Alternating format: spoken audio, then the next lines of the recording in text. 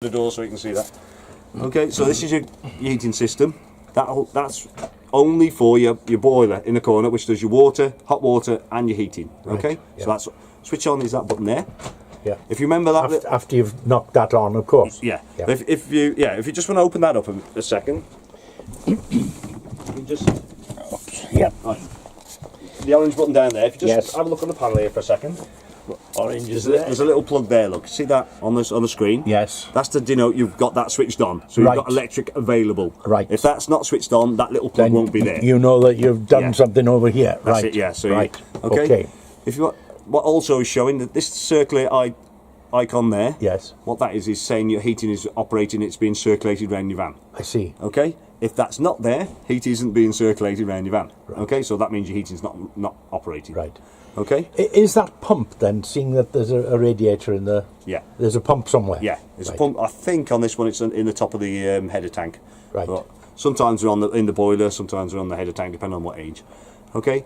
And then next line across, that's your room temperature. Right. Okay. If you want to change anything, press the menu button.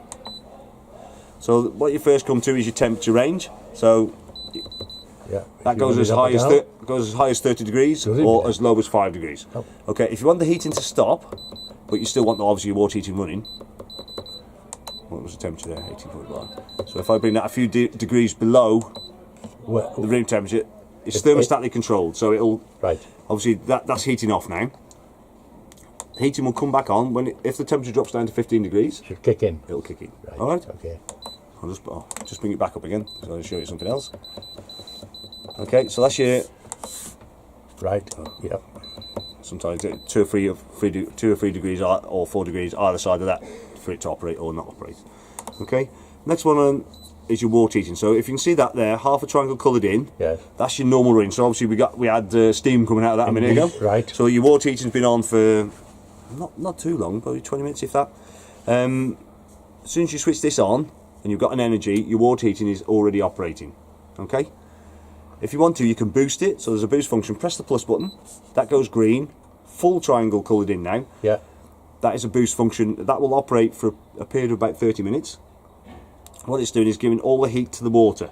Okay, so the hot water boiler in the corner, that's keeping all the heat there. What it will also do, see that there, the heating's been turned off. Indeed, yep. Okay, so for that period of 30 minutes, there won't be any heating being circulated around. It's concentrating all on the water.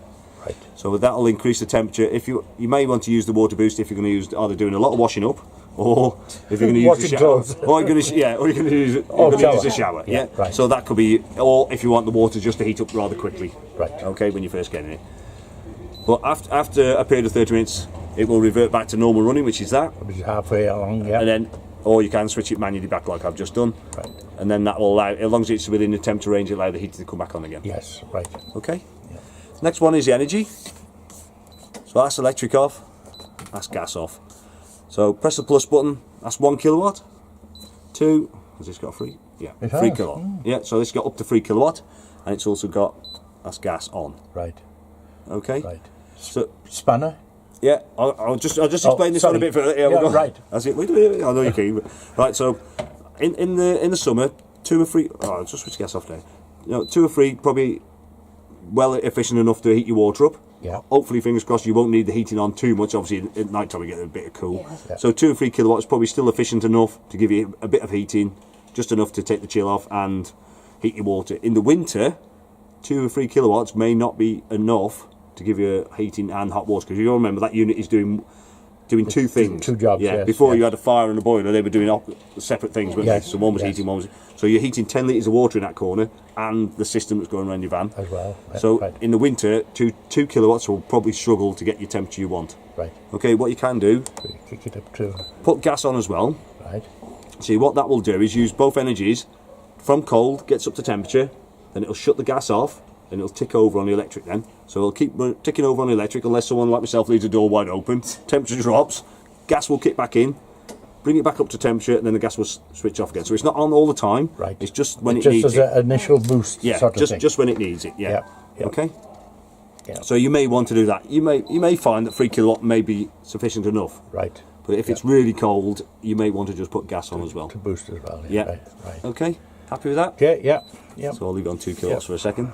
So further menu, which is the spanner. So if you want to change anything, or if you want to put a timer on or anything like that, you can go into that.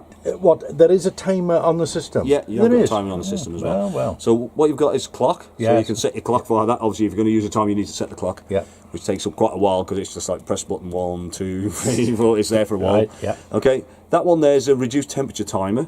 So like a nighttime timer. Yeah. So what you can do is set that for a lower temperature. Okay, over a period of time from say 10 o'clock to 7 in the morning if you wanted to. And what that will do, obviously it won't bring the temperature down, it'll just allow it to drop to whichever temperature you set.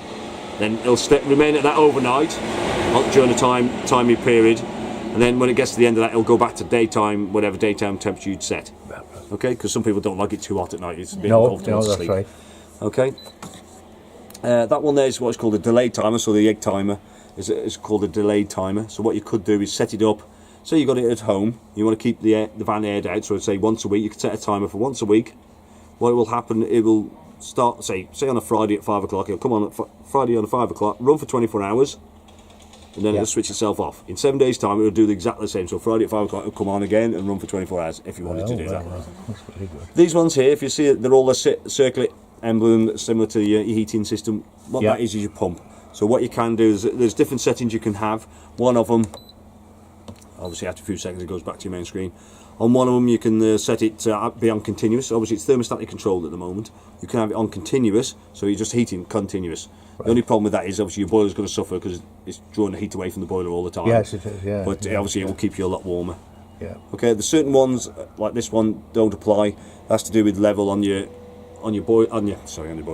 gas cylinder. Obviously these are additional things you'd have to have fitted. Yes. This one here, see that one with the red cross through it? Yeah. That's to do with the bugs what you can get in your boiler. So if the temperature's not quite reaching the temperature it needs to, build up. Yeah. Okay, if it does exactly the same as the boost function, so it will run a period of 30 minutes at a higher heat. Right. And then kill it off. Obviously, as long as you've got a clock set and that's switched on, it operates around about 2 o'clock in the morning. Right. That one there is to calibrate your thermostat. So obviously it's showing 30 degrees on here, and it's obviously a lot colder than 30 degrees. Yeah. That means obviously that it's slightly out of sync, so you just need to operate to bring it up to That's it, to get the heating. Otherwise, if it thinks it's at 30, that's the maximum. It's not going to allow the heating to come on. Right. Next one there. That's every time I press the button, it goes beep. So you can see that one. So you can press it off if it obviously gets annoyed. Just trying to think what that one was. Yeah, so that's your brightness. Because on some of them there's slightly different icons on the newer versions. So that is the brightness of your screen. Language, so you can talk French and German too if you want to. Well. I'm afraid I'm not too certain. I think that's on there, to be honest. Someone has asked that before. I don't think Aldi, who's in Sweden or wherever they are, to quite do that yet. This one here, you can lock that screen so you don't go into that further screen if you really wanted to. Yeah. External, that's where the engineers can plug in like a laptop or whatever and can operate and check the boiler over. Right. Ampage, you can change the ampage use of it if you wanted to. Where's it gone then? Obviously you can go. Obviously you're limited on how much amp you do take from on a bollard. You can actually restrict. You can restrict what the boiler is using if you wanted to. But it probably is best just to drop it down a kilowatt if you are bumping the bollard off. Yes. Drop it down a kilowatt and just perhaps add gas to it. So your reset button, obviously important one. If you're having problems, you're talking to an engineer on the phone, he may ask you to reset it.